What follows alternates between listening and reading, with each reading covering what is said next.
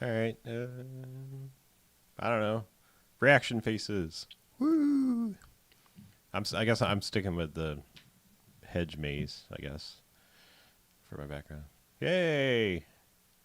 We're live and Yes. stuff. What? No, it wasn't a yay for what I just said. It was just Oh. that we finally popped up as Yabo? being live.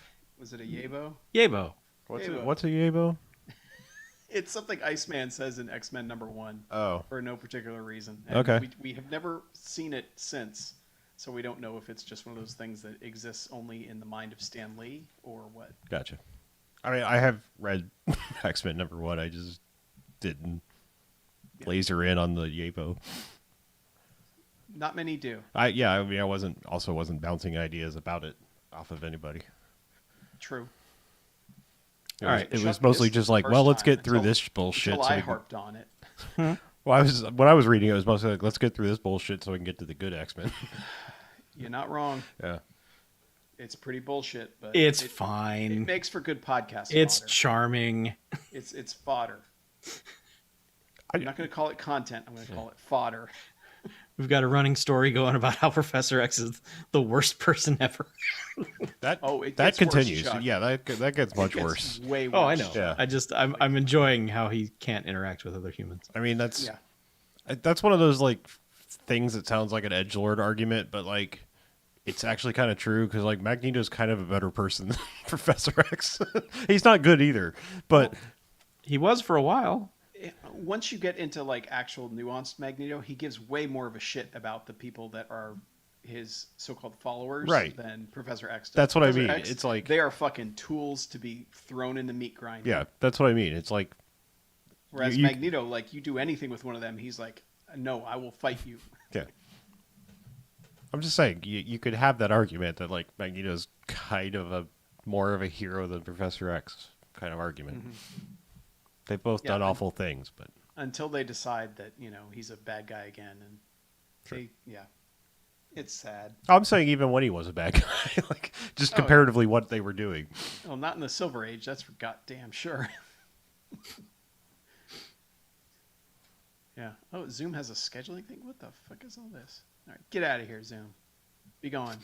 Go home. You're drunk, Zoom.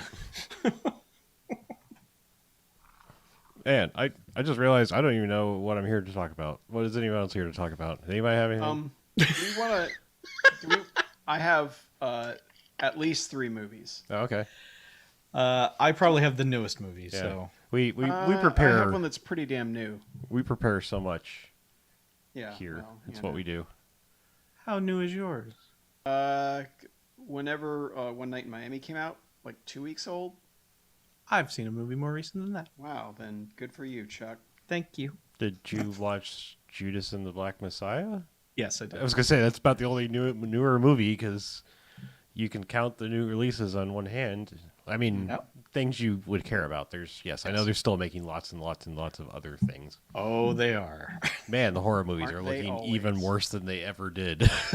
Like, man, I saw a couple of previews for some horror movies and I was like, what?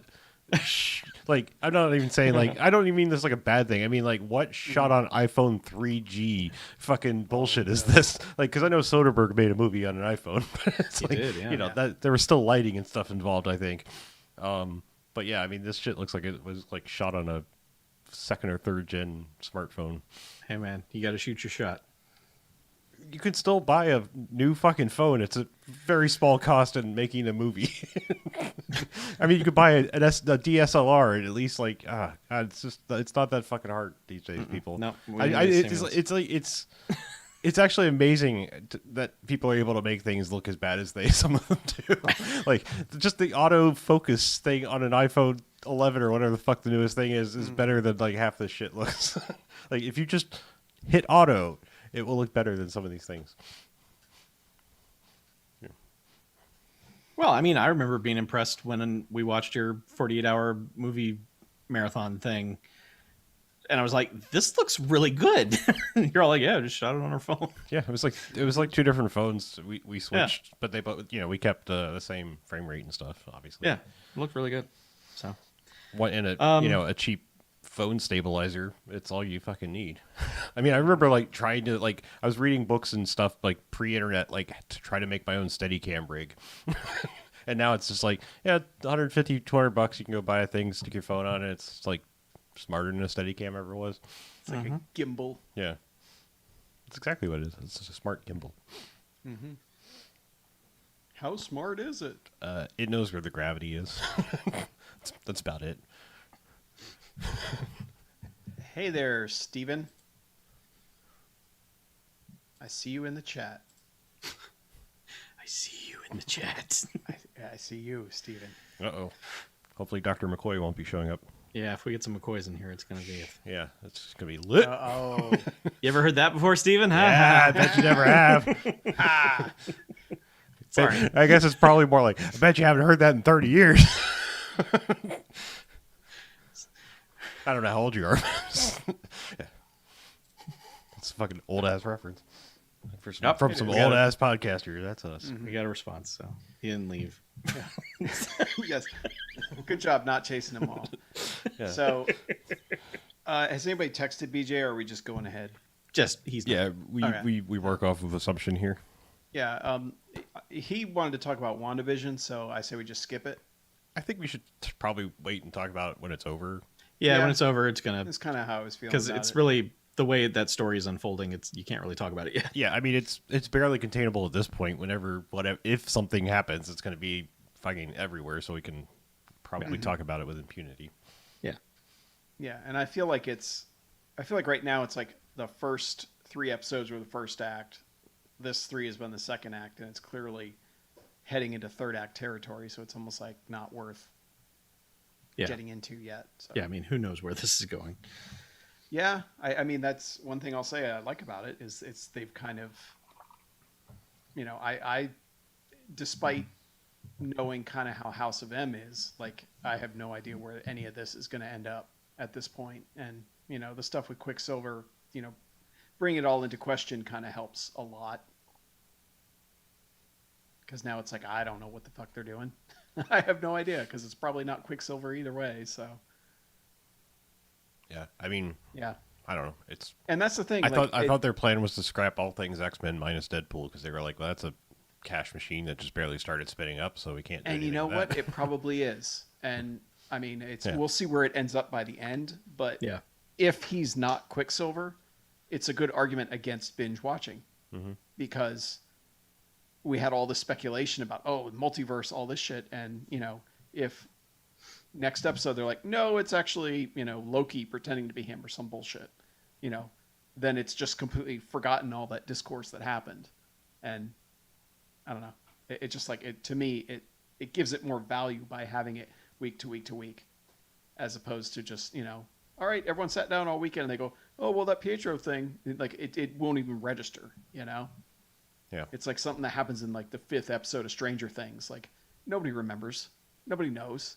I have a theory about part of what's happening, but I don't also know that there's no internet points for me saying it and it coming true, so I don't care to share it. Yeah, it's good. Yeah. Yeah, that's why it's kind of like I almost don't even want to speculate about any of it. It's just like it would be kind of cool if it's this, but I don't even want to plant that seed in someone's head because then if it happens, they're like, "Hey, fuck you, man." So. Whoa, hey, Yeah. fuck you. Hey, fuck you. All right, let's podcast. Okay. I'm in favor. Like I've got the one recent thing. If Harlow, you start talking about DC stuff, I could talk about DC stuff, but other than that, Yeah. I'm not going to talk about the 20 other movies I watched. I got 2. I got that one recent thing. I got a 2020 movie. I got a 1994 movie, and then I've got Bill and Ted Trilogy, which I kind of wanted to talk about, but I skipped it because I was just talking about the third one for the Golden Jocks. So. Okay. That's cool. I never talked about the first 2 either. Yeah. All right. Let's do So this. we can talk about that. Everybody recording? Oh. Yes, I am. I've been recording for apparently 18 and a half minutes. So Hell yeah! Every time I get a good I clap. have lots of waveforms. Sorry. You can clap again. I can. It'll probably be bad.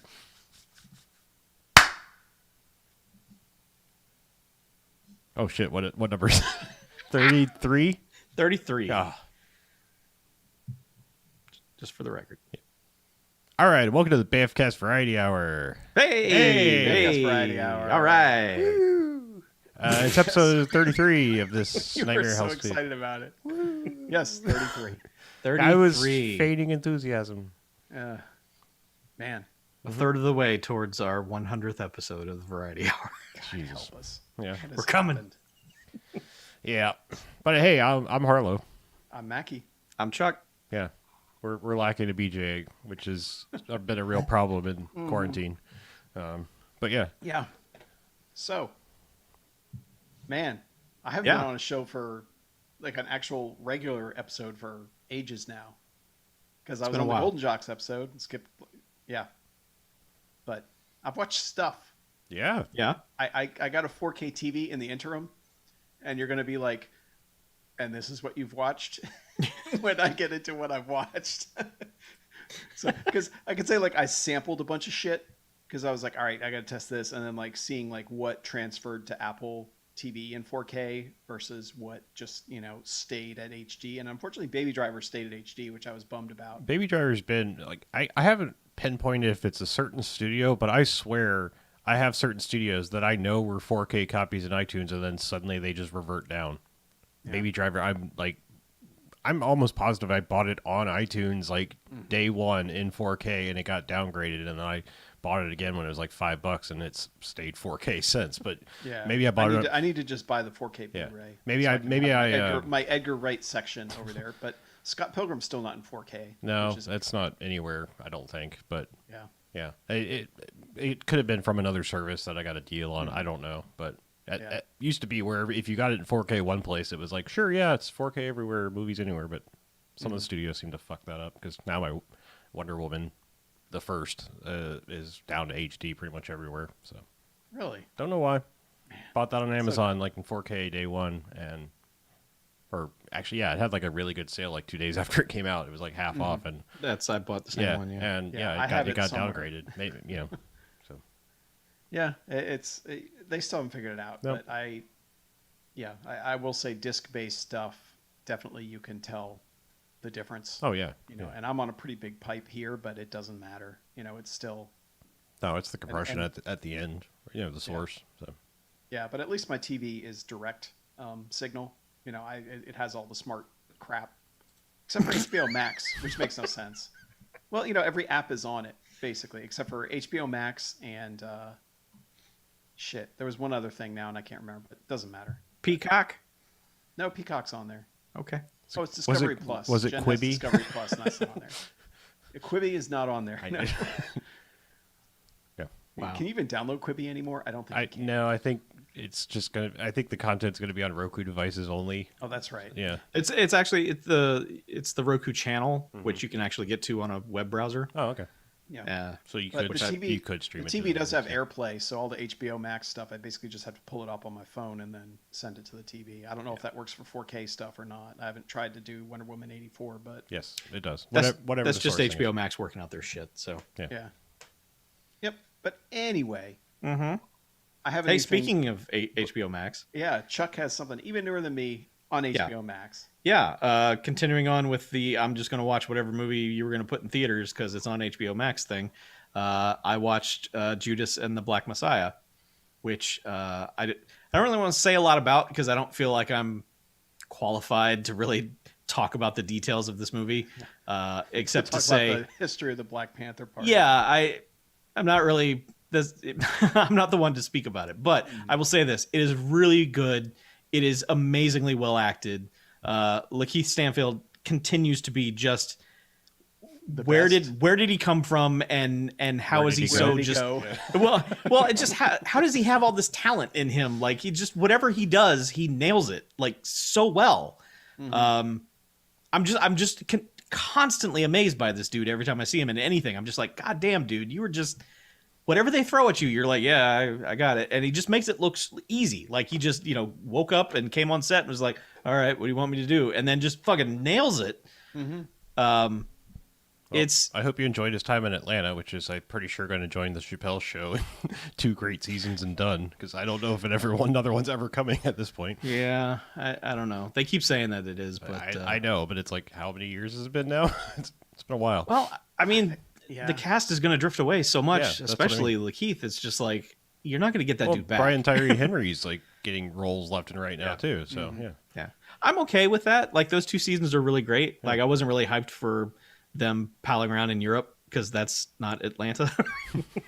I really liked the character of Atlanta in that show because it was just so bizarre. Yeah, no, that movie is terrific. It will make you angry. You will feel rage. You will want to reach into your television and murder some people. But that's the point. So it's a really well done, powerful movie. And like I said, the performance is amazing. So Yeah. if you've got the HBO Max, there's nothing stopping you from enjoying a good film. I plan to watch it. I have not been in the mood for it yet, because I knew it was going to be heavy, and I was like, you have to be in the right mindset to enjoy that. So Yeah. but yeah, like the other one, the Little Things or whatever, after your talk about it, I was like, I don't think I even care to waste my time watching this. That movie Didn't sound like it. Yeah. no. Yeah, no, this is definitely worth the effort. Little Things is just like, well, I mean, you could. Yeah. So, You could watch it. yeah. It is watchable. Yeah. But I mean, like, I could see this. It's weird, this movie coming out in February. Like, this could be a thing that we're talking about again in December. So, Oh, good. yeah. Yeah, another acting showpiece that I watched. I watched One Night in Miami, which, if you have Amazon Prime, is available there for whatever the cost of Amazon Prime is these days. I don't even know. Yeah, but yeah, this is the one with it's basically Muhammad Ali and Malcolm X and Jim Brown and Sam Cooke. Sam Cooke, yes. God, it's been so long since I watched it, and then my brain, like, this is what happens every time I record. My brain just like stops remembering names altogether. No idea how my brain just fished that one out. Yeah. But anyway, yeah, it is them meeting together in the early '60s on the night that Muhammad Ali first won the heavyweight title, and you can tell it's based on a play. I'll say that because the previews are somewhat misleading because it's like they show a lot of the early stuff where it's like, yeah, they're at the fight and doing all this. Like 85% of this movie takes place in a hotel room. So Where's the hotel room? in Miami. Oh, okay. Yeah. But it is basically these guys debating. What time of day does it take place? Over how long of a period of time does it take place? One night. Oh, okay. Actually, it's kind of like 2 nights, actually, but What? 'cause there is a preview part. Well, there's actually 3 nights because there's a preview, or there's a prelude, there's the actual day/night, and then there's an epilogue, so to speak. Yeah, I mean, it's one of those. It's really well acted. It's really it's basically these 4 guys just debating how to best push civil rights, from using the power that they have as as black men in the 60s, but as very famous black men in the 60s, and how Malcolm X is basically just paranoid all the time and his fear for his life, whereas Muhammad Ali's not afraid of anything, and Jim Brown sure as shit isn't afraid of anything. Because, I spend the whole movie like going like, Jen's like, I don't know much about Jim Brown. I'm like, well, I'll tell you this: there are 2 guys in the '60s who you literally never mess with under any circumstances. One of those is Muhammad Ali, and the other one is Jim Brown. And Jim Brown probably less than Muhammad Ali because he's just like one of the meanest motherfuckers ever to exist. And they don't play that up too much until one guy threatens him, and then you're just like, oh shit, that guy's gonna die. But this is obviously not a movie about that. It's a movie about smart people discussing how to make something happen and disagreeing about it. because it's the crux of it is really Malcolm X and Sam Cooke arguing, and Malcolm X basically calling Sam Cooke a sellout. Basically saying you made all this money off of making white people music, and Bob Dylan's saying more about our struggle than you are, and it's weird because the way the movie's structured and the way the movie is kind of been sold almost works to put you more in Sam Cooke's state of mind than anyone else in that movie, because you're thinking, oh yeah, it's going to be like these four guys, it's going to be all this crazy stuff. It's like four famous dudes in Miami in the 60s. This is going to be fun. And it's like, it's literally Malcolm X Shanghai's the four of them into a hotel room to try to, recruit them basically to his cause and to Islam. And Sam Cooke and Jim Brown are like, where are the ladies? When are we heading out? And it's kind of like, as a viewer, you're going, yeah, man, where are the ladies? When are they going out doing cool stuff? And it's like, no, this is not about that. And it's but not. The ladies never came. Yeah, the it's like, ladies never came. Yeah, they're like, here's some vanilla ice cream. Let's talk about civil rights. And you're like, okay. So, and it sounds like I'm like not selling this movie, but I mean, it's really well made, and Regina King does have a very smart way of staging the scenes. Because, I mean, yeah, you're in a hotel room. It's going to be, there's only so many angles you can use. But the way she blocks out her characters in scenes, the way she uses mirrors in the rooms, like there's a lot of just really, really good filmmaking happening. Mm-hmm. And you're getting great performances out of these four guys. And the problem is, like, I was like, all right, come on, man, like, get somewhere, because it's so much of Malcolm X just going, talking about the struggle. And you're like, but for the first like hour of this movie, I was like, man, Malcolm X just, even if you agreed with him, he had to be the biggest bummer on earth to hang out with, because it's like, these guys are like, their best friend has just won the heavyweight title of the world. And they're like, yeah, tonight's the night we go out and party. And he's like, no, he has to come out. He has to announce he's joined the Nation of Islam tomorrow. And it's like, can't we talk about this like after that happens, maybe? But so are we talking about the time period, like he was debating changing his name? Like, is he still Cassius Clay in this, I assume? He is still Cassius Clay in okay, this. okay. Right. Like it's literally like, yeah, what led to that? Okay, yeah. Like he's supposed to announce it the next day, I believe. Oh, gotcha. Okay. Is the way it's set up, because that's like, obviously he's just won the heavyweight title. He's right. going to be about as famous as he can be, and that's when it's going to have the most impact. And it's a lot of it's about his struggle, about if he's 100% sure he wants to do that, if he wants to basically put that target on his back, which, is exactly what happens in real life. And the other guys, basically saying, is this what I want too? What do I want to risk what I have for something greater? And that becomes the argument. And it's once they kind of humanize Malcolm X, because he tells this story about seeing Sam Cooke in concert, and that's like when the movie turns. Because like for the first hour, I was like, all right, this is good, but I'm not gonna really remember much of it. And then like that last half hour is super great, and it's like everything you kind of wanted the movie to be, but in a different form.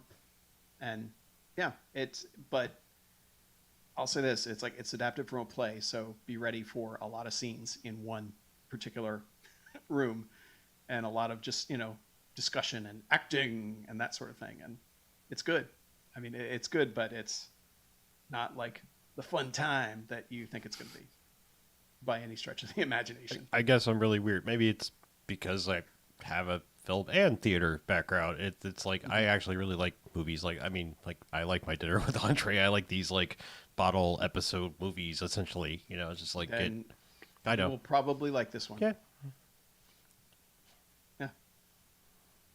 Yeah, I mean, Glengarry Glen Ross. It's like, barely a movie. It's still basically a play. Yeah.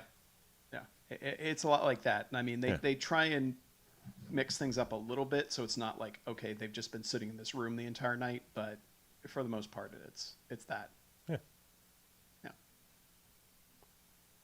So something else I watched that has no ideas whatsoever,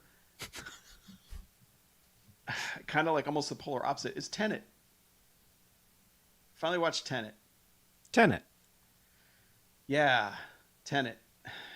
And the way I put it in my Letterboxd review and on Twitter is that, like, at this point, Christopher Nolan, he's just making race car engines. You know, people will look at it and go, man, that thing, like that race car, that's a work of art. You know, when people look at a car, they go, that's a work of art. And it's like, it's a work of craft. It's not a work of art. It's not saying anything. It's just a really nice looking car. And that feels like what Tenet is it's just like, all right, man, like, look at this clockwork thing I built and all these things that all come together, and I've figured it all out. And I'm just watching, like, especially the last action scene, the whole big, you know, okay, we got teams that are going forward, you got teams that are going back, you know, just all this stuff happening. And I was just watching it going, I don't give a fuck about any of this. And these characters, I don't give a fuck about what happens to them. I really don't. And that's the problem. I mean, it is just, they're just cogs in a wheel. They're not characters. They're not people. They're just these He's the protagonist. Devices. Yeah, exactly. It's frustrating because that movie just has absolutely nothing to say, and it has no metaphors to get. It's all craft and there's no art to it, and that's frustrating as shit. Because, like, I know Interstellar, like, the last time I watched it, I wasn't the biggest fan because I think it gets too explanatory at the end, but at least it's going for something. It's trying to have some heart to it. It's trying to show a connection between characters. It's trying to do a lot of stuff and have a lot of big ideas that tie together in a certain way. And this movie feels like it may have those ideas, but it just doesn't really give a shit about them, if that makes sense. It's like it wants to be about time and about, you know, how we're limited and that sort of thing, but it just doesn't have anything at all to say about it. It's just more like, check out this puzzle piece. How does it fit? All right, there you go. 15 minutes later, you're going to see how that fits, you know, and it's like, okay, cool, I guess.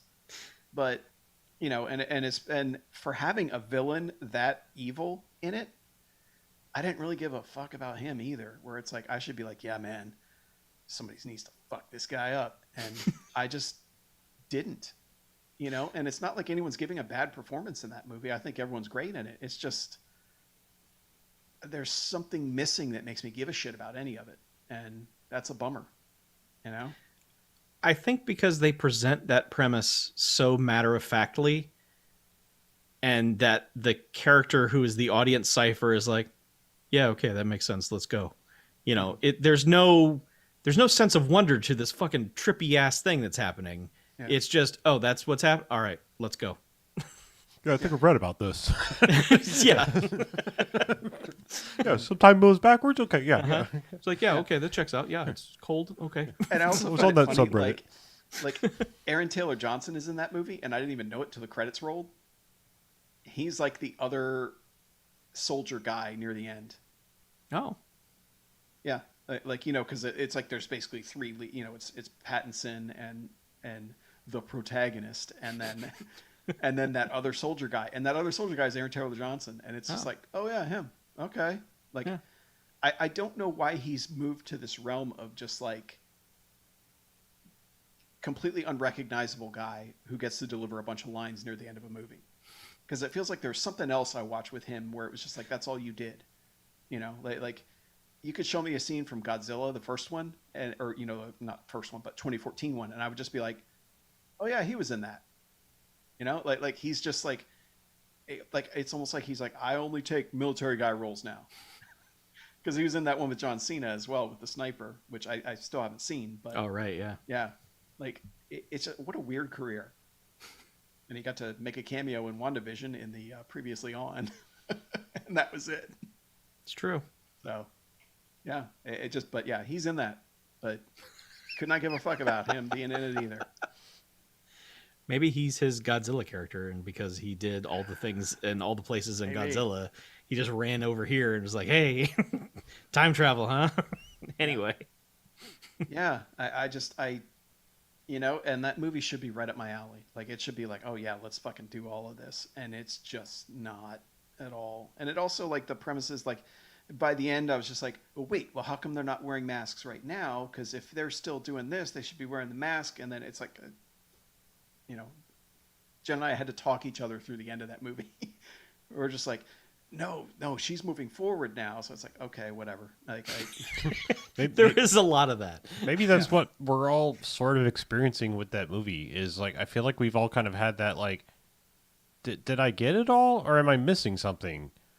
And like, maybe it's just because I feel like I understood everything. Right. It was just like, something I was didn't like, okay, click. if they're not wearing a mask, then they must be moving forward in time. But it's like, Yeah, that's what I mean. It's like something in the machine is like a broken piece, and I'm sure there's internet videos galore, pointing out where it breaks in the thing in the logic or whatever. But I mean, I don't. Also, it's like it just kind of washed over me to the point that like when it was over, it was like I don't know if I got that. Like, like I feel like I got it. Like what the box is, but like something didn't work right or something. And maybe it's just structure, but like Inception, you're never lost about where you are. And when it's over, you're like, oh yeah, I understood everything. This was like, I feel like I understood something, but something was broken. Like, something didn't work right. It feels like one of those movies where you walk out of the theater and then you stand in the parking lot for 45 minutes and talk about it. Right. But instead, it's just like, I think I don't really care. I mean, the good guys won, maybe, kind of. So I don't have a problem with. But also, I don't know if that's how that happened. But it's probably how it happened. It's time travel. Who the fuck knows? Are they time cops or time special agents? Mm-hmm. Yeah, I just I think I said at the time, like, when Inception came out, that's a high concept movie where you're like, oh fuck, I get this. Mm-hmm. And this is just like a high concept movie where you're like, okay, yeah, I guess. I kind of came away with like, this is a totally different kind of movie, but it's like, this is a movie I'm pretty sure I just didn't understand everything versus like feeling like there's maybe something that was broken. But like when the movie Primer was open, everyone says Primer, but I think it's Primer. Mm-hmm. It's like when that was over, I was like, all right.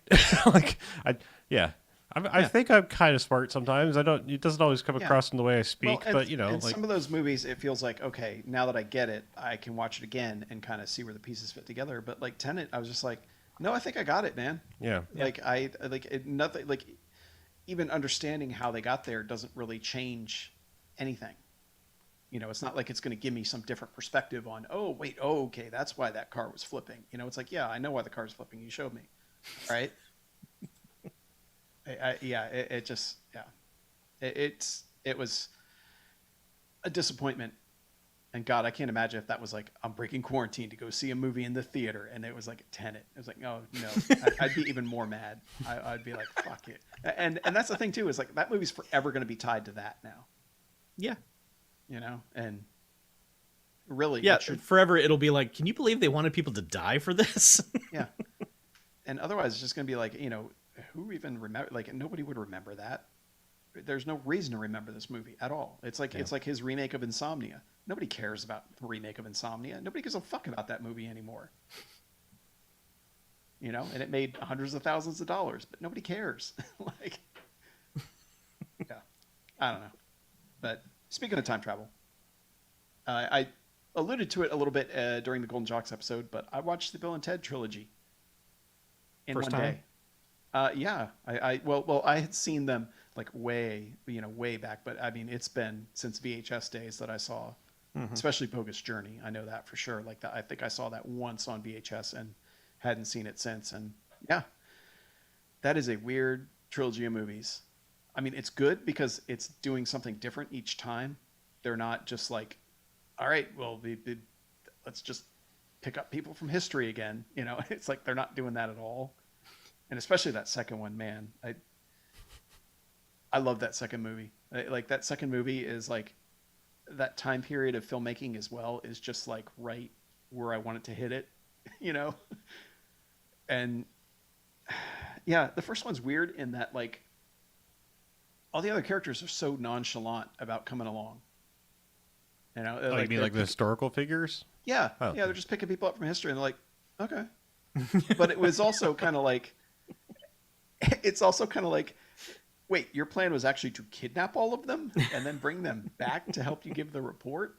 So it's already odd in that. But yeah, like I mentioned, they're not dumb characters. You know, their vocabularies are large and they're actually used well. It's not like they're saying a big fancy word and giving it the wrong meaning. Like they're actually, you know, everything they say actually makes sense, and it's just this weird thing they have going on. But it's interesting to me also that like Keanu got so pigeonholed by that one role that everyone's like, yeah, man, Keanu, that's what he does. He's like the surfer guy, and it's like, it's really only like that movie. Like, Oh, I don't know, man. Like, I don't I feel know. like Yeah, that. I no. feel like that went through. Like, I mean, I'm pretty sure everyone was doing "I am Little Buddha" for a reason, because I think Yeah. he still had it for that time period. Like, and also, you know, Dracula. It's like, I am Jonathan Harker. I'm British. yeah, Dracula, he's pretty Yeah. atrocious He was, in. That yeah, is true, but, he was that same character in Parenthood. I Right. mean, but it's kind of like you wonder, like almost like if they're like, no, be that guy, Sure. you know, and then he Probably. was stuck being that guy. that's why everyone was Whereas so Alex mad when he Winter was made, cast like- in. Well, that's What? why everyone was so mad when he was cast in Speed. They were like, "Nah, fuck this guy. Like, I don't want Yeah. this guy being an action hero." And it was just like, "No, you got it. He's fine." And it's weird that Speed's not even 5 years after that. Yeah. You know, like because Bogus Journey, like, man, death just comes in and takes over that movie. Like, you're just like, all right, just keep us with him this whole time, because like all the gags work, and just like the whole like playing Twister with him, and just the way they set up that they have to challenge him. So, I grew up through the time period of which this movie, you know, so I'm not coming at it from a totally foreign place. Did you ever, in your entire childhood, ever hear a wedgie referred to as a Melvin? No, No. only there. Yeah, that's like, I remember watching that. I'm like, what the fuck term is that? Like, Well, It's got to be a weird regional thing. I Yeah. honestly think that they just like they thought that sounded better with that accent when he Sure. says it. yeah, I Melvin. think that's yeah, I think that's what it is. But also just like the whole like second half of the movie just going station the whole time is just so good. And then like did I miss Station reforming into two dudes? Because like Station merges into this giant creepy dude. Mhm. And then but the end of the movie they're just like there's two of them again. I don't know that they show it. I don't know. I don't think they do. I think it's just one of those things that kind of happens. Or But does it happen in the Danimos fight? Like, does he hit him with something in a break? I don't remember. It's been a while. yeah, I don't Like I don't why I remember can either. remember the bad guys. Oh yeah. Oh, it's been a while. I could just totally remember. Well, man, that guy too. That guy had a run. Oh, yeah. Like in '89, Diplomatic 90, immunity, 91. motherfucker. Yeah. Yeah. Like that guy had a run of just being an evil motherfucker Mm-hmm. for 3 years or whatever.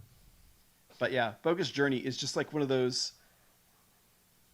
Like it had to be a sequel in order to get made like that. But man, they just fucking go for it with so much of like the nightmare stuff and being in hell. Just like they're just like, we're gonna be weird as fuck. Like we're just gonna make this movie weird as fuck. And I want to know. I would like to I have been in always the appreciate room. that. I just want to be in the room when someone was like, "Hey, we made a sequel to that, you know, stoner comedy time travel thing that made a lot of money, and there's a reference to Ingmar Bergman's Seventh Seal in it." So I just want to know if like someone like picked up on it and they're like, "You." Okay. All right.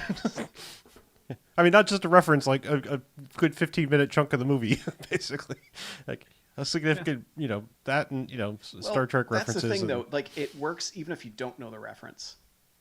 Like you might go, okay, yeah. Like most people would think, okay, they're gonna play chess or whatever, and then when it's like it just the reveal that it's fucking Battleship, and just and all these other I don't even stupid know that, games. like, do most people have the reference to playing chess with death? I mean, like, they don't watch movies? I mean, I don't think the common person does. Yeah, probably not. Yeah. But That's why it's so That's what I mean. it's really bizarre. Yeah. And it's also bizarre that 2 years later, Last Action Hero does it again. Mm-hmm. There's like, hey, what if what if we just keep referencing this movie? Like, it's a fucking Arnold movie. What are you doing? yeah, but it still works. Like, yeah. Yeah, because I find that one like that movie's way funnier than the first one. I mean, the first one's got some funny bits for sure, but it's just like head and shoulders above it as far as like comedy value for me. I think Bogus Journey is a better step up I mean, don't get me wrong. I still love Excellent Adventure, but like I've always said, like that and Wayne's World, like the second ones are so much more of doing a thing, good or bad, whatever. Like I think the Wayne's World sequel is also equally weird and fucked up. Like it's strange, like that they went that direction with like obscure references and stuff. And yeah, yeah. Well, sometimes they just like once you have that little bit of leeway, it's like, well, I'm making this for me. Fuck everybody else, and that's clearly what happened. Which hey, I'm fine with, and I'm fine. Everyone that made it was on board with that as well. Yeah. But yeah, and the third one just, man, like in the same way that Death steals that one, like Dennis Caleb McCoy showing up and stealing that movie at the end of it is just so good. So good because the robot guy, just because you're not expecting what he becomes by the end of that movie, and then every time he said something, I was like, "This is the funniest shit ever." But yeah, I remember.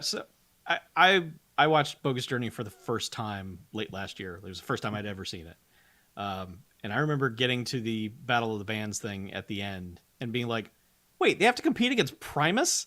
yeah, The fuck? That's not fair." yeah. They're fucking ringers. You can't have fucking Primus in the Battle of the Bands.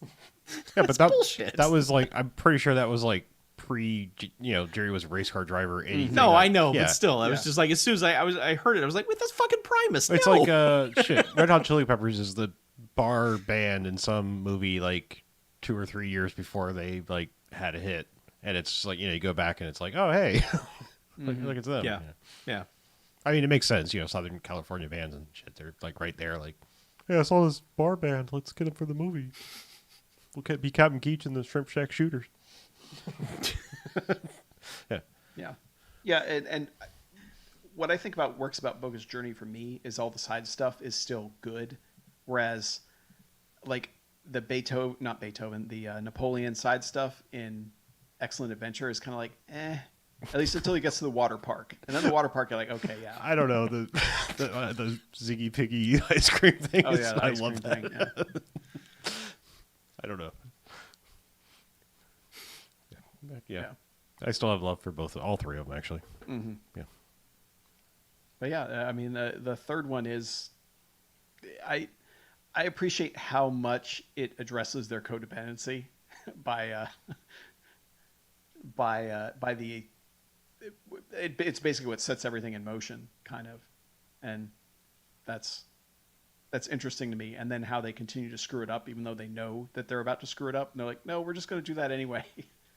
And usually I hate that shit, but for some reason it works with those two characters. I didn't look. Was there any continuity to the princesses between any of the movies? I don't believe so. I don't think no. any of them. I mean, I know Diane Franklin's the one in the first one, but like, but because I have a long time love of her, but like the second one, I don't think even the other princess came back. And of course they're different in the new one because one of them is, I can't remember her name, but a recognizable actress. Yeah. Yeah, no, I'm pretty sure they're different in all three of them. Okay. But yeah, those are three really fun, like low stakes movies, so to speak. I mean, even though the stakes of the third one are huge, but it's just like it never feels like it's a movie that's going to stress you out about anything. And I think using the daughters to kind of somewhat rehash the plot of the first one is kind of fun, and it works with that in that way. So, yeah, I really enjoyed it. I'm glad those three movies exist, and I'm glad that they made one that references so much stuff and actually makes it work, as opposed to just kind of being like, all right, let's just ape something. It's like, yes, they ape some of the first one, but they do their own thing with it, which I'm all for. Well, speaking of three movies you're happy that exist, Yeah. let me tell you about three movies that basically nobody's happy exists probably and have mostly kind of been erased from history, sort of. Going down my rabbit hole, I've been going down a DC rabbit hole ever since I started the Snyder rewatch stuff. I was like, man, I forgot there's like a whole DC hub on the HBO Max, and then I was just like, look at all this stuff. So what I decided to do was like, well, I've been watching the Zack Snyderverse stuff. I should watch the other like really bad DC movies that I haven't seen in forever and just see if they were as bad as I remember them being. So the three I'm speaking of are Superman 3, 4, and Supergirl. It's a hell of a trilogy. Yeah. Here's the thing. I think all three of those are equally as bad. And I don't know how anyone defends any of them. I would defend Superman 3 to my grave. You're wrong. I mean, Not as a great movie, but as something that is way better than yeah. No, it's bad. That's like Spider-Man 3, Dad. It's real bad. I like Spider-Man 3 also. We know this. That's why I use that example specifically. Of course. You also like Die Another Day and Octopussy. So yeah. Well, I'm also not good for what they are. I'm not picking on your choices here. What I'm saying is like I don't think Superman 4 is any worse than Superman 3. There is only one sequence. Like everyone is like, "Oh, that movie had no budget and blah blah blah." And it's like there is literally one sequence where it goes ancient Flash animation and it's just like color forms flying across the screen. There's one useless like space battle thing in that movie for no fucking reason. Also, he drags along the Hemingway girl up to space and it's just like, well, she's fine. But anyway, yeah. Yeah, I mean, he flies her like halfway to the moon, and it's just like she's just floating there, like "Save me, Superman!" It's like, how the fuck is anyone hearing you? But anyway, I'm just saying, like, there's like for the most part, that movie is no worse than Superman 3 as far as a production standpoint. In fact, it got Gene Hackman back, which the third one couldn't bother me to do. I mean. Yes, it brought along fucking, Ziggy McPop, whatever his name, John Cryer, like doing his fucking... Ziggy McPop. I don't know. That's just like... Ziggy McPop. That seems like what his name would have been in the 80s. I don't know. I think you mean Ducky. Yes, I know I mean Ducky, but he's doing the same fucking character in this, basically. They're like, we're hiring Ducky, and we want you to be Ducky, except we're going to call you Lenny Luthor. But yeah, I think all three of those are exactly equally bad quality.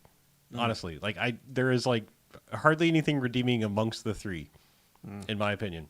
Like the Richard Pryor stuff, like they brought him in, like okay, I'm not some purist that it's like you can't throw a comedy person in or whatever and shake up something, but he's not even fucking funny. In fact, he's painfully unfunny throughout that entire movie. It is like the least funny I've seen Richard Pryor ever be, honestly.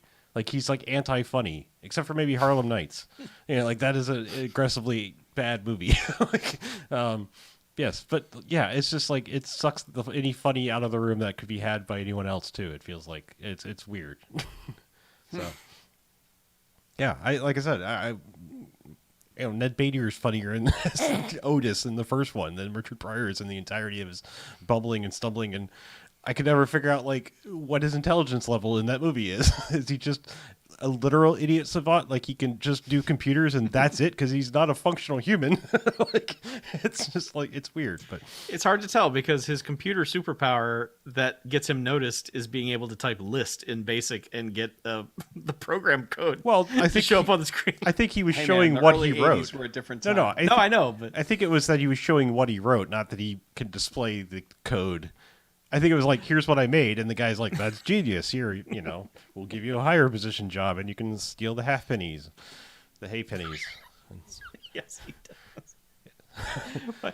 Okay, so look, I like Superman 3, but the one thing that I think is fucking absurd in that movie is where they're like, hey, let's send a command to the weather satellite, and instead of detecting weather, it'll make weather. Uh-huh. Like that's not how technology works at all. There's nothing about that movie that is anywhere in close to the realm of reality. There's no. They have put a lady in a supercomputer, she becomes an evil robot. They have They have a ski slope on top of a building in the middle of Metropolis, which is also not snowy. Like it's like it's not like this is a seasonal like feature. I mean, it would have been made more sense if, like, they were like, hey, we're going to wipe out the coffee bean crop in Colombia and also make it so we can have a ski slope on our... Like, I would have bought that. Like, that's a dumb supervillain DC thing to do, especially from the Silver Age of DC. But it's like, they don't. They're like, don't even bother. It's there. And Richard Pryor's going to fall off the top because, of course, he is. Yeah, he does fall like 80 stories. Yeah.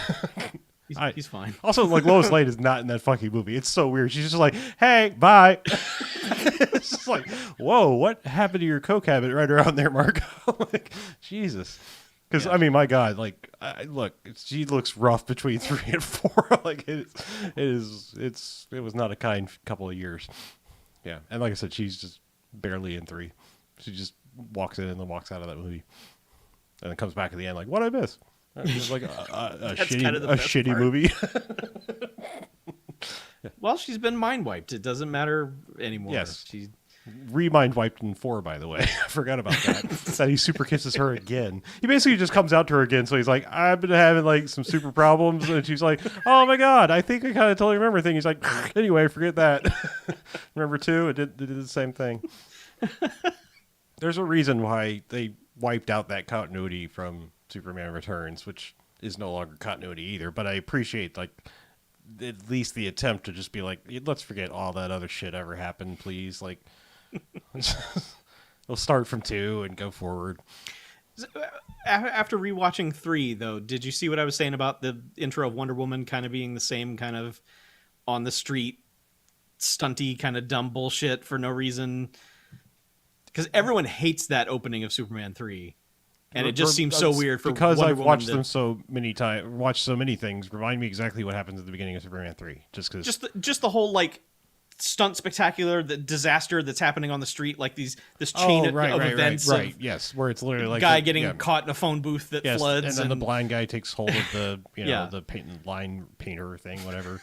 Yeah, it's just that's fucking atrocious. Okay. Like, I mean, the only thing I was watching that I was like, wow, okay, I can see that this was the director of A Hard Day's Night. That's about it. Like, I was just like, oh yeah, this is the one where they switched up from fucking Richard Donner to the guy who made A Hard Day's Night, which is a great movie. I'm not knocking that movie. No, that was 2. Huh? That's why there's the Donner cut of 2, is because they replaced him halfway through. Yeah. Oh, wait, so did he do 2 and 3? Richard Lester did 2 and 3. Yeah. Okay. So I guess.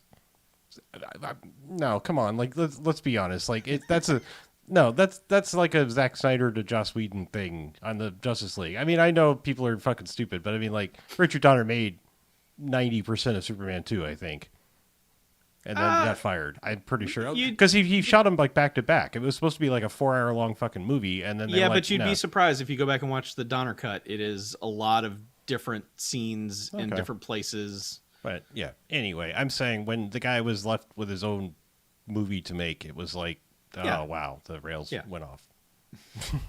But I'm just saying, like, the step down to canon for 4 is like, to me, feels minimal. It's goofy as fuck, but it's no goofier than 3. I mean, I'm saying, like, there is nothing goofier in 4 than anything in 3. Like, it is, and only, like I said, there's the one scene where it's like, oh, look, it's color forms flying through space, where it's just cut and paste a still image of Christopher Reeve from some other shot, Yeah. But yeah, I don't know. And Supergirl's just as weird, and that's the most watchable of the 3. It's not good, but like, at least like that one's different. I mean, like, I think Helen Slater was like a great choice to play her. They just didn't give that movie any reason to exist, and Faye Dunaway's fucking going for it too. I mean, like, at least they're like hamming it up in the right ways. It's just like, it has all the vibe from like Superman 1 and 2. It's just like they didn't bother to like make a story for it. They're like, it's a lady, whatever. Put her in a short skirt, people go. It's like, no, there should be a story to go along with it. Like, yeah, Supergirl could have been a lot better. The filmmaking was there. Yeah. You have fucking Peter O'Toole in your movie. Right. In your Supergirl movie. But oh my God, that's the other thing is, like, where the fuck do they live? I don't really, that is never explained. Like, I'm pretty sure Supergirl is from Krypton and from a different city. That's thus the not taking off at the same time as Clark. And some of the origin story, which they kind of touch on in the movie, is like, the age difference is because she got trapped in the Phantom Zone on her way here, and that's why Clark was like able to grow up, and she comes back and like, she was actually, she was the age, she was Supergirl's age when she left Krypton. She just was stuck in the Phantom Zone for like 30, 40 years or whatever. Yeah. But anyway, they kind of sort of touch on that in the movie a little bit, but like, they make her from some like inner space city or something. Like, we've got to go from inner space to outer space or something. It's like, okay. Totally. I think she's actually from Kandor, I believe. Oh. is in the bottle city of Kandor. But I'm not trying to flex my DC knowledge because it's limited. Well, flex away. Well, that's about as much as I got. That's it? Okay. Yeah, that's all he knows. I just know that like there is a Kryptonian city that Superman has in his like cave of wonders, all the shit he's collected, and it's like he's trying to figure out a way to unminiaturize it and restore some Kryptonians. Yeah. Whatever. Anywho, I watched some other shit on DC, but I can pass the mic if someone else wants to talk about something. Well, we could probably quickly talk about a couple of the same things because I watched a trio of those DC animated things because once again I was like, it's time to watch these animated things because there's a million of them and they're all on HBO Max. Yep. The Death of Superman and Reign of the Supermen is kind of a two-part. I mean, it's a two-part story, but they're two individual movies. Those are really well told. I don't like the animation style of those. It's very anime. It's a lot of just a giant block of a person standing there and just the mouth doing the like me, you know, it's I must not move so much because it will cost animators more. Oh, it's a very, very minimal amount of animation at times, I think. And that was kind of bothering me, but right. That's a hard story to tell because that comic went in so many different fucking directions around that time, and I think they kind of pull it off. They just don't obviously drag it out as long as. I'm just laughing because, like, that was, I think, the first or second DC animated movie was the Death of Superman run. And it's like, and then they circle back around to remake it. It's fleshed out more, and it's funny because it's like I feel like just as much time from the comics things happening took place from the first time they made it to like now. That is like every time I forget which one's the actual Superman. Like I forget how that shit resolves. Like I'm like, I know this is it's probably that one, but that doesn't make sense. I know this is fucking stupid, and I remember it being stupid, but I just don't remember how stupid it was and how it resolved. Yeah. There's a joke in Reign of the Supermen that there's not a lot of humor in those, but when they do a joke, it's like, oh wow, that's a great joke. But man, when they're dealing with all the Supermen doing dumb shit, and somebody says to Cyborg, "Hey, go deal with the robot Superman," he's like, "What? You think all the cyborgs know each other?" And I'm like, "Holy shit! The fuck are you doing, animated movie?" Yeah. So yeah, every once in a while, there's just a line where you're just like, "Oh my god." So, but I mean, those are well acted. I think they've had that voice cast for a while. There's at least half a dozen of those where it's all the same people. Yeah, it's weird. It seems like, well, I think there's like a weirder, deeper meta thing is that, there used to be like just a general continuity to those things. It was like, all right, the Justice League's going on their next adventure and who are they fighting this time? And, it was all the same kind of voice cast. I mean, back in like, when it was Kevin Conroy Batman and stuff, but now it's more like, oh, okay, this one's actually a sequel to this. This is a sequel to this, but these aren't necessarily connected. It's the same kind of weird fragmented DC thing where it takes a fucking murder board, to like figure out which order you're supposed to watch some of these things. Because the other weirder thing is like the end of Reign of Superman like ends in like, oh shit, they're gonna have to fight Darkseid, and like where's my Justice League versus Darkseid thing? And the closest thing there is. And I'm only trying to set you up, is there's a Justice League Dark versus Apocalypse or Darkseid or something. Yeah. But that's not the same continuity, except it's the same Lex Luthor voice. Like it's, I mean, it's kind of the same continuity because like Justice League Dark is pretty much the same Justice League. Okay. They're just like, there's witch shit happening and we don't know how to punch that, so Batman, you go find some wizards who can fight these other wizards. And that's Justice League Dark is just Batman going around and putting together a team of wizards and being disgruntled at all the magic shit that's happening. He's not happy about any of it. Fairly easy. I can think of 3 he knows easily. Like no, not in this continuity. No, okay. I mean, no, he's just he should know Zatanna. He should know. He does know Zatanna. Yeah, he should know. Gets her first. Etrigan, like the demon guy. No, and then I think he knows Constantine. But yeah, no, he's Constantine is brought to his attention because someone breaks into his room and writes Constantine on the wall. Okay, as you do. But yeah, he just basically goes and gets Constantine and his band of fucking wizards. Yeah. So, Yeah. yeah. But you didn't like Justice League Dark.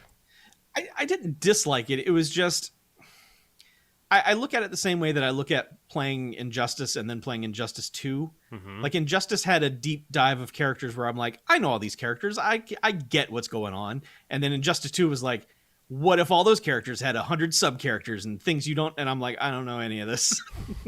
I'm not as invested in this. I don't know who you are. Just punch. Yeah, so it's like the storytelling is just like, okay. I know there's a Constantine, but I don't know you. It's weird. Like I said, some of those, it's like they bother with like a really good thing, and some of them are just like, this is passable entertainment to kind of put it on in the background. It's not going to wow you. You know, like it's such a weird mixed bag. Like some of their stuff is really good, and some of it's just like one of the last Superman solo movies, Man of Tomorrow, I think, or whatever. Mm-hmm. It was like, why the fuck does this exist? Like that was just one. I'm like, I have no idea why they made this one. I mean, it's just like, it is like, has nothing to say. It's just like, hey, do you want to kind of see Superman's origin story again, sort of, and then, you know, like see how he really gets a beef with Lex Luthor? It's like, we fucking know this shit. Like, you know, like, why does this exist? Yeah.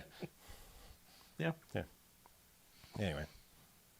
But yeah, I mean, those, you know, they seem pretty decent. And well, go ahead.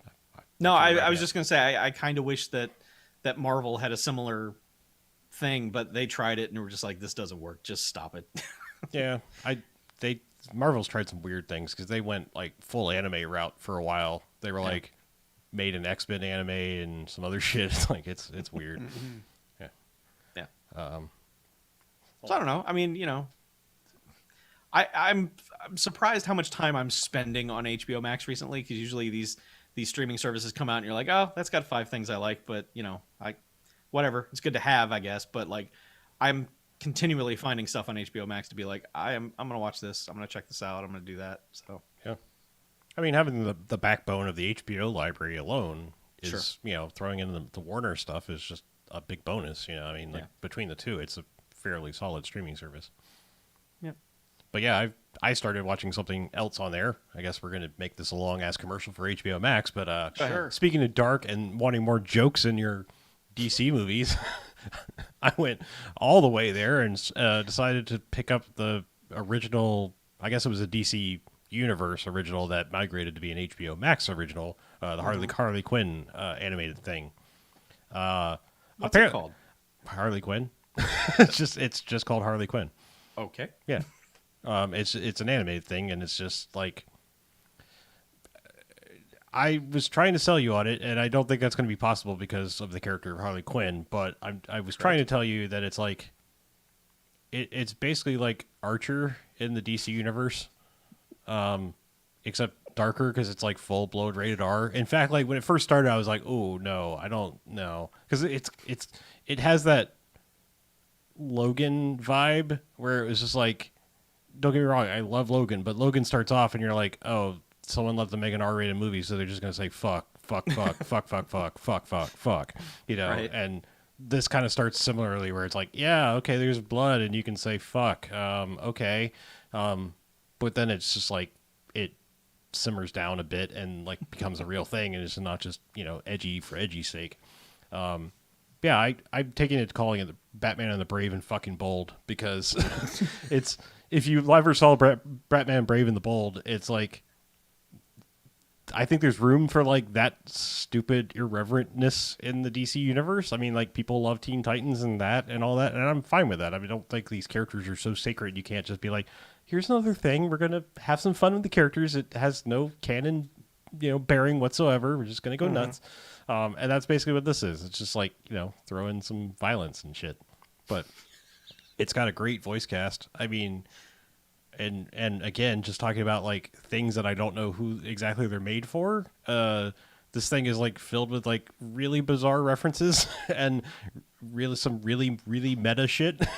Like Poison Ivy is one of the main characters in it, and she has a talking house plant that basically you might as well be Audrey 2 from Little Shop of Horrors, named Frank, and it's voiced by JB Smoove, and it's great. Okay. Yeah, Yeah, I mean, like Jim Rash, Jason Alexander, Tony Hale, like like half the cast of like Arrested Development and stuff is like shows up in this. I mean, it's a hell of a thing. So who is voicing Harley Quinn in this? Kaylee Cuoco, Okay. yeah. Yeah. I mean, she's basically just kind of doing her voice. She's not trying to do the whiny, nasally Brooklyn thing. I mean, when she gets upset, it's she has a higher register, sort of thing. But it's like it's not like, oh, well, I'm going to do what they did. It's like a new take. So Okay. yeah, I mean, it's just real stupid and fun, and I'm continually like amazed at how well some of the jokes work. They're not still producing that, are they? Oh yeah, Are they? Okay. yeah. Season 3 has been greenlit. Okay, cool. Yeah, I'm not. Big Go hit. ahead. It's a big hit. Yeah, I really like it. It's real dumb, and I mean, like if you like I'm trying to figure out a way to sell it, and not like it's not really tied to Harley Quinn per se. I mean, it is. It's like it's all about her. It's like another version of Birds of Prey, where it's like, hey, fuck you, Joker. Like I'm sick of your shit, and you're not actually caring about me, and I'm gonna go and do my own thing, and then the wild adventures that ensue from there. So I mean, I'm pretty sure they were like, we're going to, Harley Quinn's a hit in Suicide Squad. We're going to make a solo movie. You can get to work on this animated thing. But then they were just like, do whatever the fuck you want. We're making a rated R Birds of Prey. You can go nuts on this. And they just deliver this weird goddamn meta thing that's like Batman Brave and the Bold meets the Lego Batman movie. Like, I mean, I'm just saying because it's like Condiment Man or Condiment King is in it and weird shit like that. It's just like all these like D-list hilarious bad guys and shit are in it. And, she's trying to round up a crew, and it's like she can't get anybody but like Kite Man. Yeah. Okay. Yeah, I'm really digging it. I'm not quite through season 3 yet, but I'm close. I'm getting there. Like it's real bingeable. Like it's an easy watch. So, and it is like a continuity show too. It's not just like Batman Brave and the Bold is an just ongoing thing. Yeah, I mean, like Batman Brave and the Bold is just like, I don't know what wacky person is he going to team up with this time, because it's like Scooby Doo Mysteries. It was all or whatever, the one where he always had a guest stars. But it's like the same thing. Batman always teams up with somebody in Batman Brave and the Bold. That's half the fun. Is like, what wacky person's going to show up this time? Boy, the showrunner is the guy who did the shit my dad says. Mm-hmm. I didn't know he was working with comics now. I think he's been a writer for like a shitload of things for like a long time. Okay. Yeah. I think that was just like a weird lightning in the pan thing where it was just like, I'm going to do this weird thing on this new platform, and it took off. Sure, yeah. Yeah. It was like right around the time. Yeah. It's like, I don't know, what are you doing on Twitter? I don't Yeah. know, but I've Dad got says this weird weirdly things. semi-racist dad. Who says lots of inappropriate shit. I'm just going to put it on here. Huh. Yeah. Okay.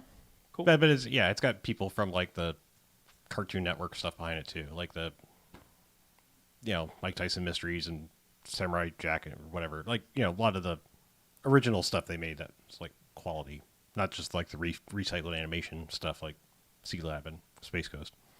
Ooh, Michael Ironside is on the show. Oh, there we go. Anyway, I was not going to pick it up just because I was like, this has got to suck. It's an original online only thing for a character that like most people either can tolerate or not stand at all. But yeah, it just turns out it's actually pretty good. Cool. Yeah. By the way, So anything else? the houseplant being Frank is a reference to Frank Oz directing Little Shop of Horrors. So yeah, Extra clever. that's why. Yeah. Okay. Yeah, I only got one more thing if you guys don't have anything else. I do not.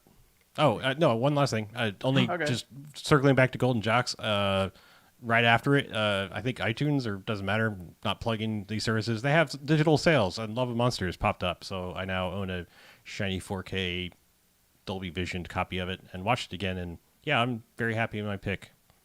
I love that movie. Like it's one I can see myself going back to like a lot. It's fun, earnest movie.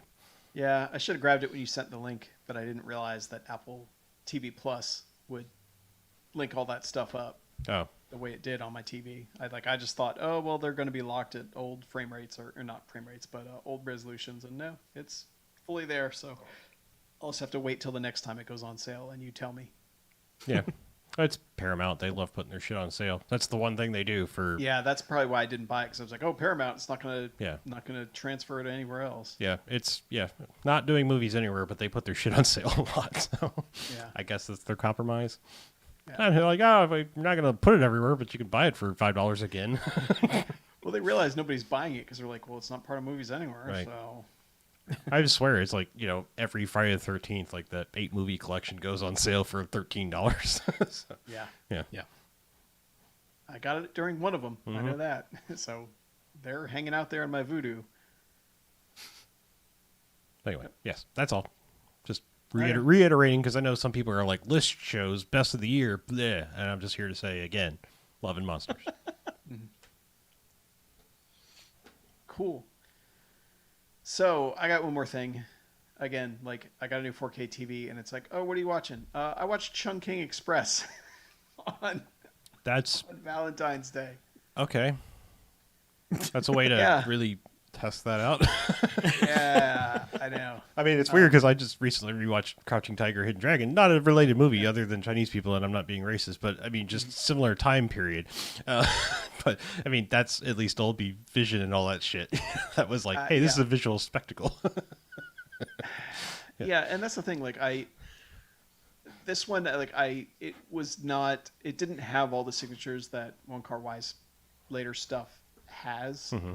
I mean, like you think about In the Mood for Love or 2046, and it's like they're visually like ridiculous. Like one of those where it's like, okay, freeze frame just about any shot in this movie, and it's, you'd want to put it on your wall. Whereas Chungking Express is not that at all, though it does use the whole step printing effect that he loves, and that kind of sucks.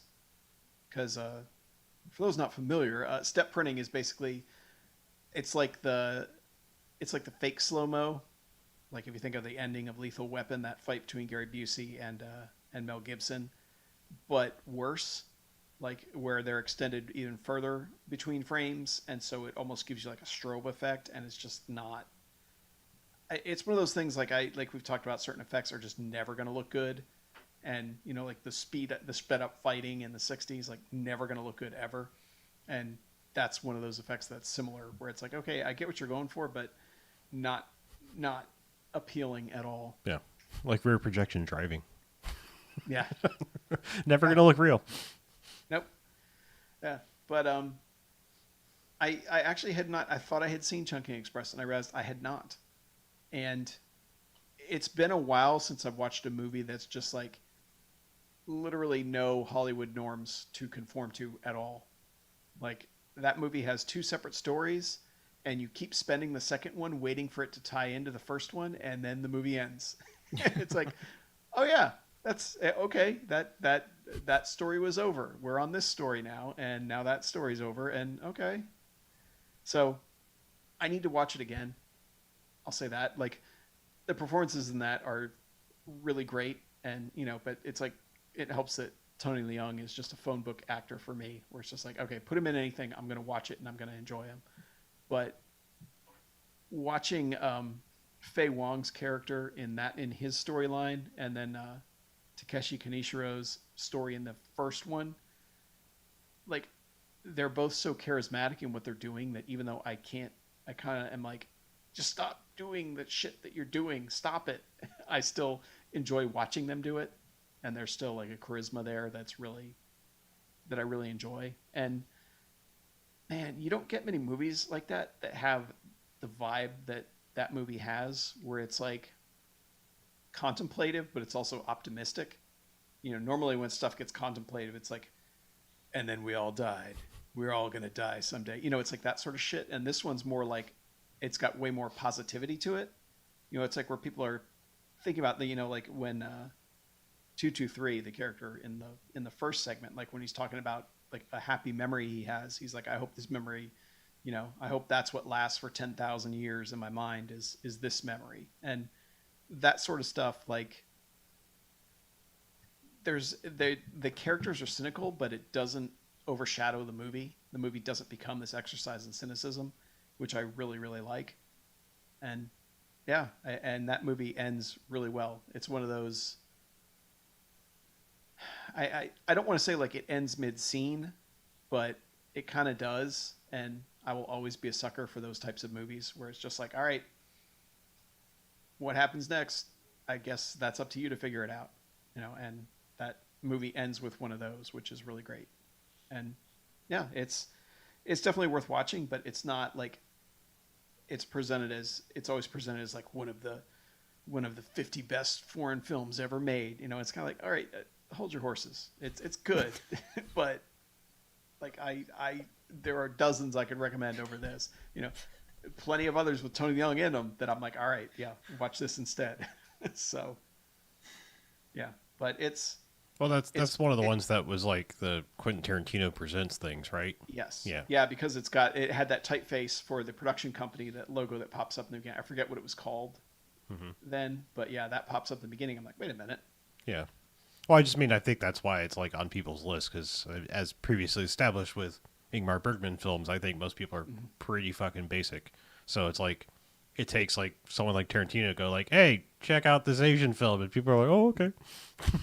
Yeah. Yeah. Instead of like there just being an entire world of cinema there, Yeah. But it's also like I think big budget stuff in the 90s kind of sucked, on the whole, because of CG just making people go, oh, we could do this and we could do that. And it's like, you kind of couldn't. Like, it was too early. And I think movies, like especially big blockbuster type movies, suffered because of that. But I miss the whole art house vibe where you could make a movie like this, put it out, and still make money and have people go see it at, art house theaters and everything.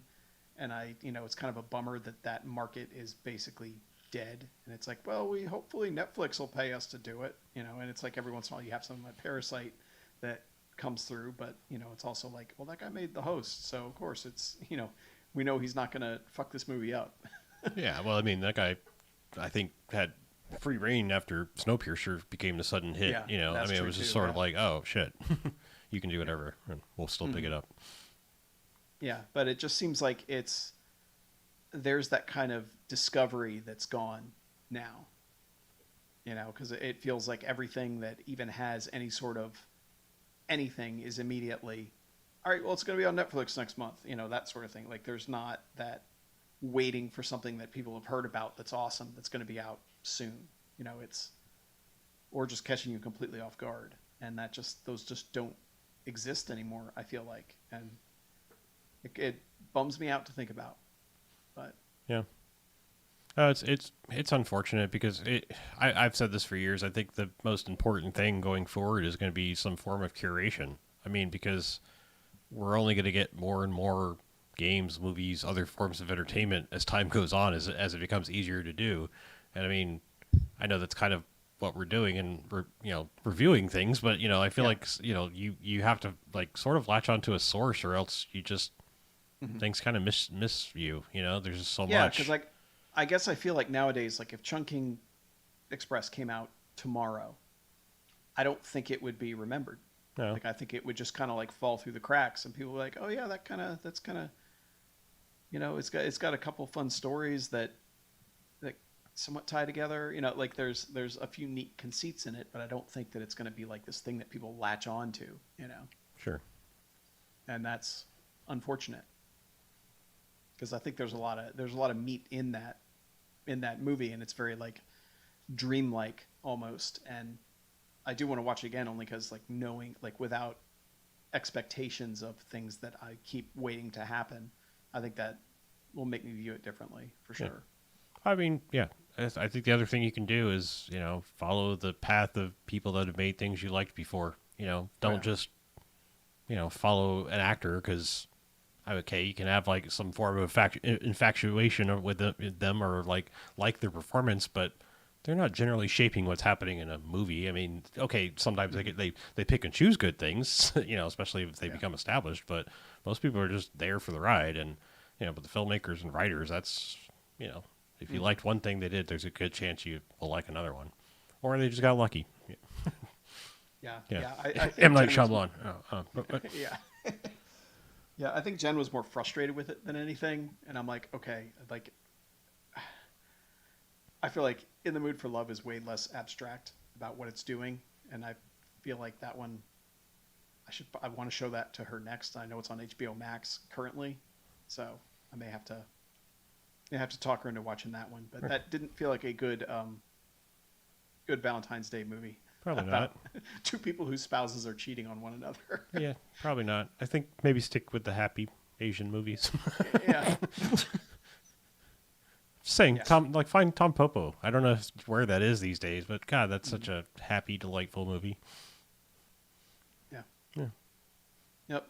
90 Days to Save 2046 is still on Amazon because I know it showed up there for a while, and that one will have a place in my heart because it was the first Wong Kar-wai movie I saw, and I saw it at the Modern Art Museum here when they actually brought it in and showed it there.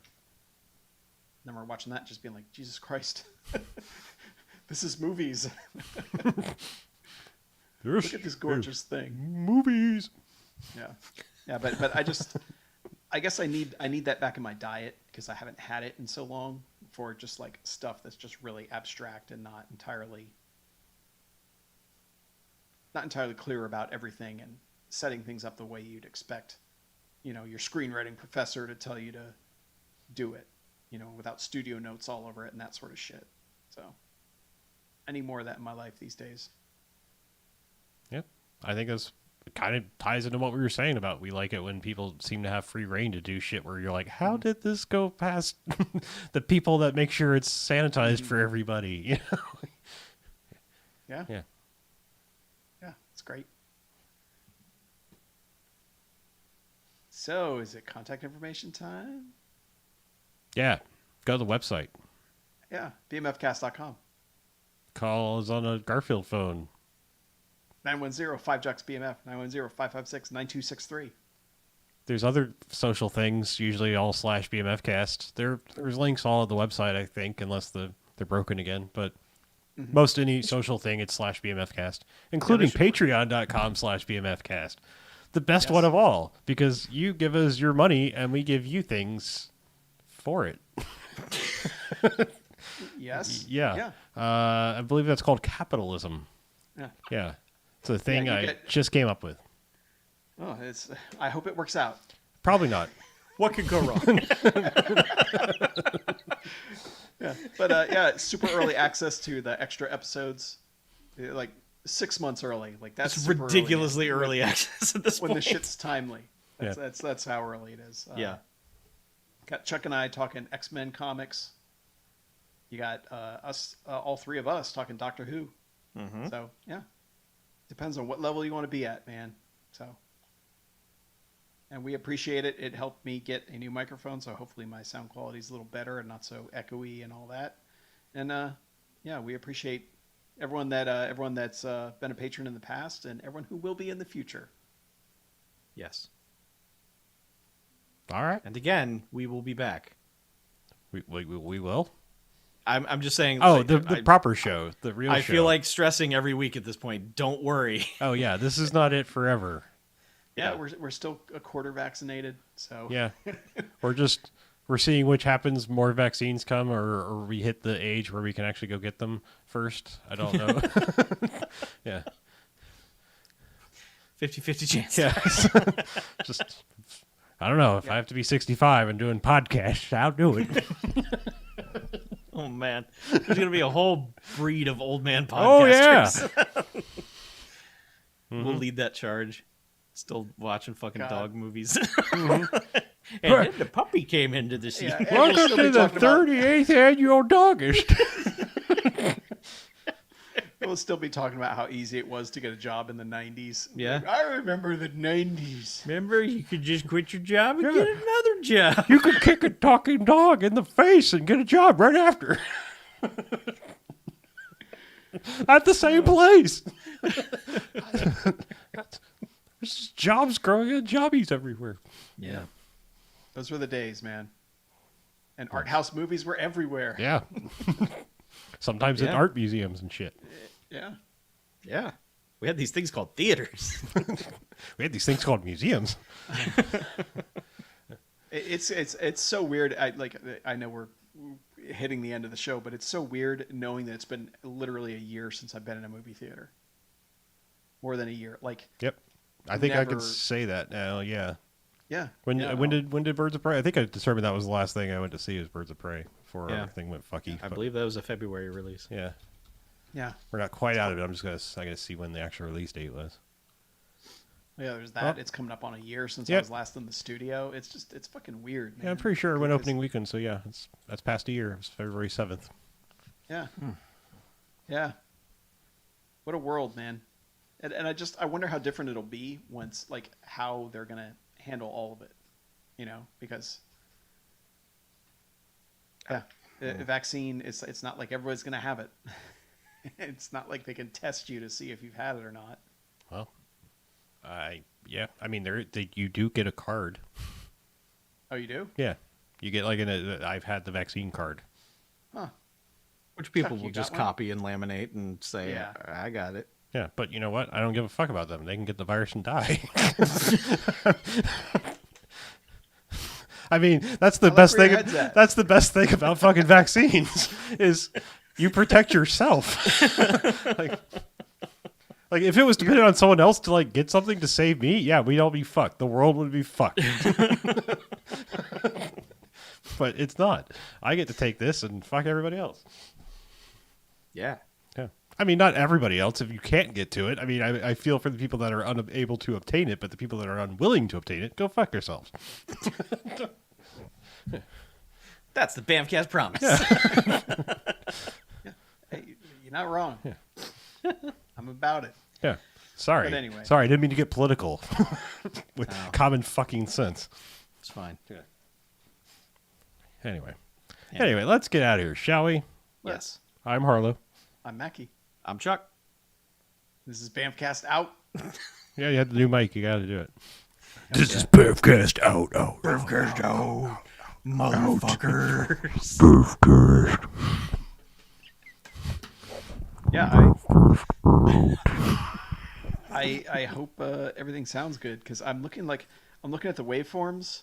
And there's a little low level thing going on in mine, so you may have to smash those bottom levels down or something on me, Chuck. And I don't know what it is. I'm going to smash your bottom levels. Well, it Yeah, wasn't there. step on me, like, bottom levels.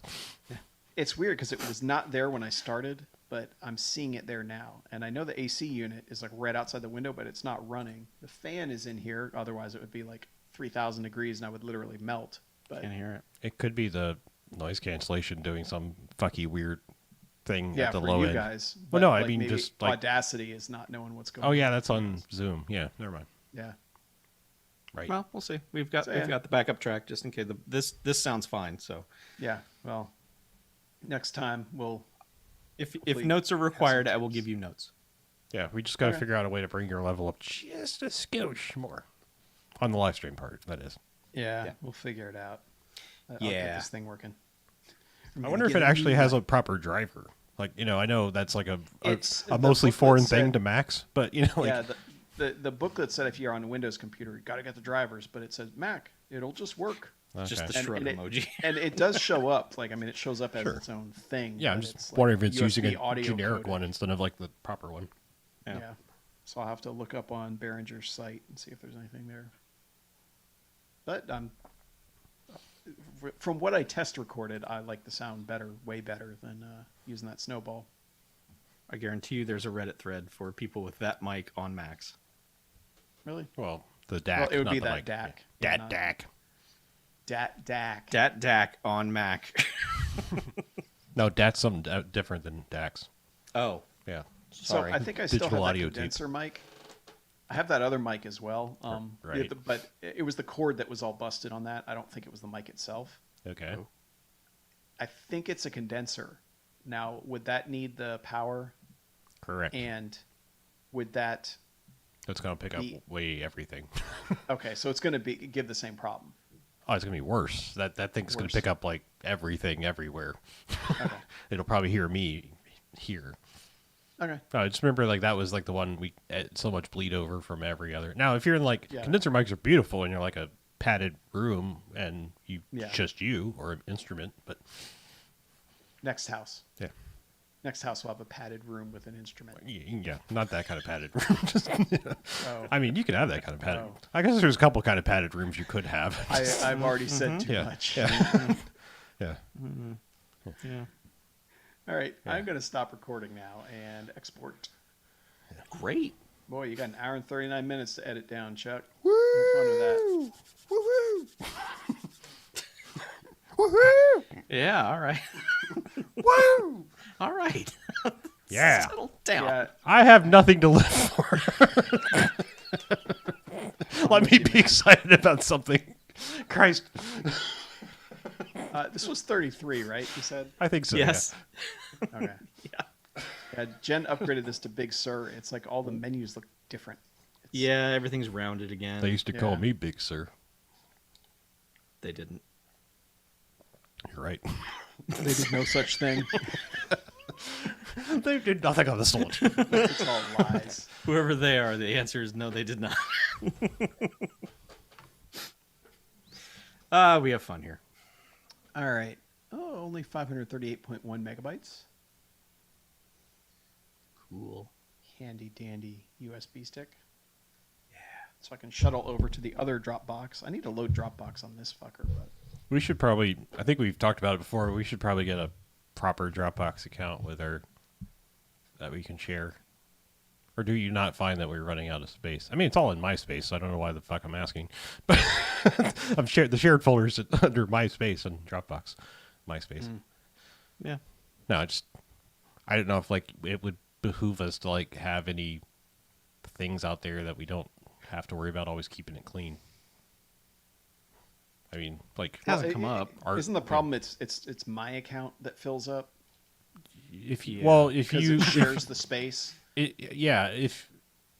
Even if you take this is like dumb, but yeah, if you add someone's shared location to your Dropbox, it eats up some of your space, which Yeah. doesn't make any sense, but that's the way it Yeah, works. I just send you a WeTransfer link every week. Here, Chuck. It's fine. All right. Totally fine. Nah, Like I said, Chuck- I got a fat pipe at work. I can just download whatever I want. Yeah, man. Fat pipe. Sit on that fat pipe. Boo-doo-boo-doo-boo-doo. Boo-doo-boo-doo-boo-doo. Yeah. All right. Did you pick up Super Mario World 3D yet? No. No. Okay. Bowser's Fury is interesting. Yeah. Yeah. No, that one wasn't a priority because I played through it. Oh, okay. I was going to say, I have to play through the rest of Odyssey. I have to play through Sunshine. I have to play through Galaxy. Yeah. I'm so far behind on Mario's. So I didn't want to jump on the, oh my god, this is a rare thing when I don't have to because it'll go on sale. Yeah. Will it? $10 off. Okay. I mean, maybe like through buying eShop dollars on Rakuten or whatever. I've still got like a $75 gift card from one of those places that was only like $50, so it's still just sitting on my account. Yeah. Did you buy Get to it, Hades? hackers. Did you buy Hades? Yeah. I did buy Hades. Why'd you play it? I don't like Hades. Well, did you play Hades? Played a couple of hours of Hades. I don't want to get into this. You guys like Hades, that's fine. It's okay, Chuck. I know. I like bad things. I know. I'm a terrible person. Well, I'm glad there's another Zelda coming out. I still want Wind Waker, but apparently you just posted something that says that is coming later. It's not hard to throw a dart and figure out what's the next remaster going to be. So I'm sure that blog post is not exactly insider information, but So, how long is it usually between like? I know there's different factions of Mario. Like there's like people that work on the 3D Marios and the 2D Marios and the Paper Marios, and all that kind of stuff. But like from like a proper Zelda, like how long is it between releases? Because I don't care. I don't play them really, but there was supposed to be Zelda stuff in this direct. like they a new one, like yeah, sequel well, to like, Breath of the Wild 2 yeah, okay. is what it was, and they came out and said we don't have any information for you right now. We'll have some later. Okay. So, But I mean, like how long ago was that? Like that was a launch game. launch game for the Switch. Yes. Yeah. Yeah. Okay. Which I don't even remember how long that's been. And was Skyward Sword right at the end of the regular Wii before Wii U came out, or was it on Wii U? Was Skyward Sword the dual release? There was like a Wii version and then the Wii U version. I think you're right. I think that was like right around when Wii U launched, and then. Or am I thinking of like the GameCube? Yeah, I was going to say. I think you're thinking of Yeah, the you think of GameCube Twilight Princess. Yeah. Okay, yeah. Like. Yeah, Skyward Sword I never paid any attention to because I don't know when that came out. Yeah, that was like the last Zelda game I tried to touch before Breath of the Wild was the Wii launch one with that was also on GameCube or whatever it was prior Yeah, to that was Wii. Twilight Princess. Which one do you turn into a wolf?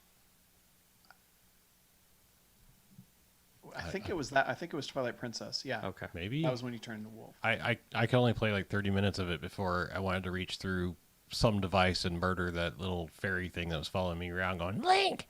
Yeah. Tingle. Is that what his thing is? Yeah. Tingle's in one of them. I don't know. That's Navi is the one that's in Ocarina of Time, right? Yes. Okay. Hey, listen. yeah. I mean, that's all I Hey, remember. listen. It just kept going, yeah, like, hey, Link, Hey, listen. I'm like, shut up. This thing, I don't even know what's happening. I hate all of this. And then I'm waggling my fucking arms listen. everywhere. And I just, Hey, then you were like waggling your arms everywhere trying to shoot bows and poor motion controls. And I was like, I Yeah. don't know what's happening and I'm not going to do this anymore. Sounds about right. Yeah. All right. Well, I guess I'm going to get out of here. Okay. All right. Well, I'm Harlow. Harlow. Have a nice evening. Good night, everybody.